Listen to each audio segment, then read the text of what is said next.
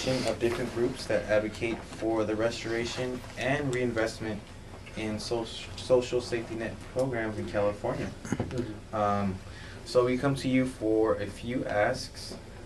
We asked for the reinvestments in childcare, CalWorks,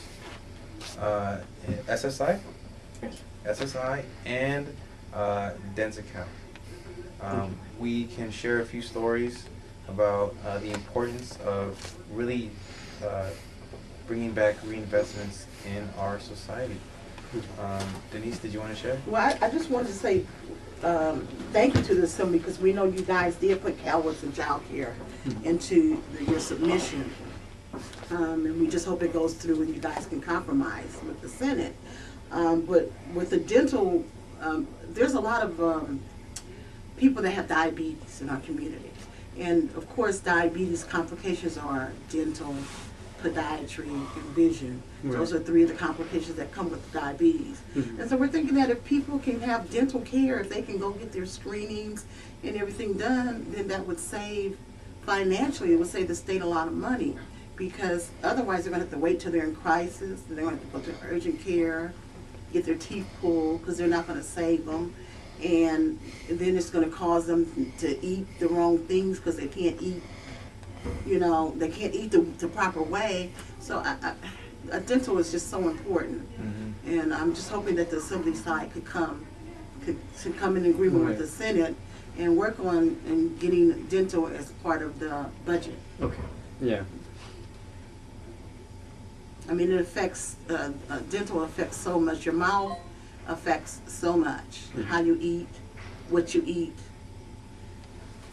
And in terms of costs, restoring the Denti-Cal program into Medi-Cal will only cost $166 million.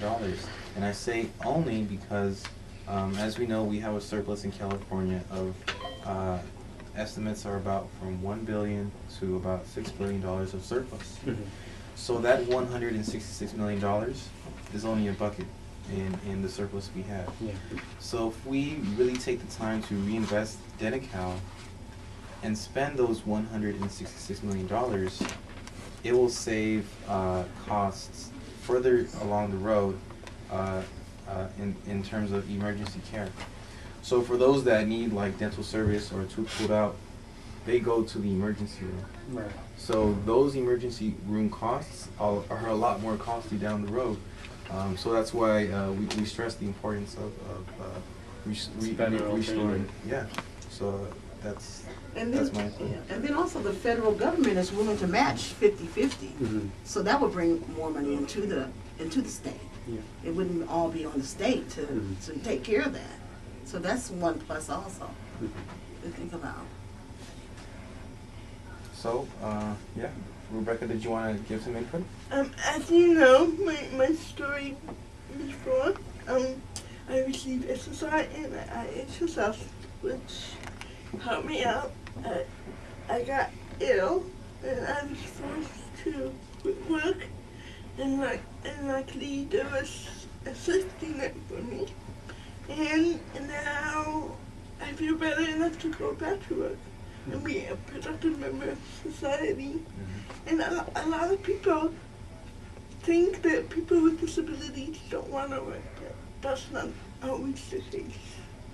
So there's been cutbacks and no quota adjustments for many years. And I'm hoping and praying that would stop. So people like me and people and other people in my situation will be able to survive, because you cannot survive on $866 a month. You can't even rent a decent apartment in my area. I live in Torrance, but there's no way. So I'm just asking that there will be a decent quota increase in the near future. And I've said before, the Assembly member is very supportive of these issues. Unfortunately, he doesn't sit on the budget conference committee, so there's not much that we can do right now. But I relay the word and whatever we can do. Okay, sounds good. Yeah. So, And we got this packet, so I'll make sure to forward that to Thank the you. member. And anyone that needs some education. Yeah, absolutely. And